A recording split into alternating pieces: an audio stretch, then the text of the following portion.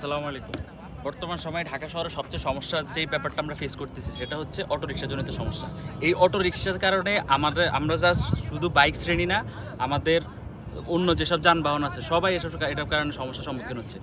আমরা দেখতেছি যে প্রতিদিন রাস্তায় বের হইলেই দেখতেছি যে বাইকের এই যে অটোরিকশার কারণে বিভিন্ন ধরনের অ্যাক্সিডেন্ট হচ্ছে, মানুষ ইনজুরি হচ্ছে। গতকালকে তো রিসেন্টলি দেখলাম যে গতকালকে বনশ্রীতে হচ্ছে যে এক অটোরিকশা পিছন থেকে লাগাই দেওয়ার কারণে ওই যাত্রী দুইজন বাসের চাকার নিচে পড়ে ওনারা স্পট ডেথ।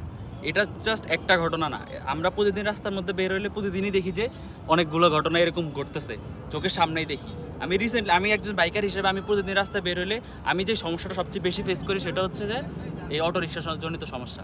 এখন এই সমস্যার প্রতিবাদটা আসলে আমাদের নিজেদেরই করতে হবে। আর বাংলাদেশে প্রতিবাদ ছাড়া আসলে প্রতিবাদ ছাড়া কেউ কোনো কাজ করে না, বা করার জন্য কেউ উৎপীড়িত হয় না, বা তো আপনার কেউ এগিয়ে আসে না।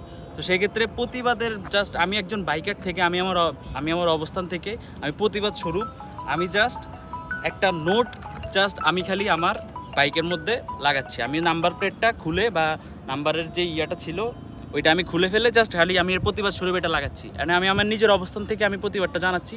আপনারা আপনাদের নিজের অবস্থান থেকে এটা করতে পারেন। পুলিশ প্রতি রাস্তায় আমরা বেরোলে দেখি, প্রতি রাস্তার মোড়ে গলিতে গলিতে পুলিশ কিন্তু অহরহ আছে, কিন্তু পুলিশ হচ্ছে যে পুলিশ বাইকারদের ধরছে। বাইকাররা একটু উল্টা গেলে, একটু রং গেলে বা হেলমেট না পরলে বাইকারদের ধরছে, কিন্তু পুলিশ কিন্তু এই অটোরিকশাদের ধরতেছে না।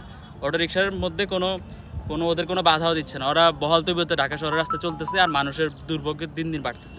তো সেক্ষেত্রে আমি আমার এই মেসেজটা আমি আমার পুলিশ ভাইদেরও দিব। আমি আমার এটা বাইকের পিছনে আমি এটা লাগাবো। আমার পুলিশরা যদি আমার লাইসেন্সটা দেখতে চায়, সেক্ষেত্রে আমি ফার্স্টে বলবো যে ওনাদের কাছে এই মেসেজটা পৌঁছে দিব। ওনারা চাইলে সবই সম্ভব।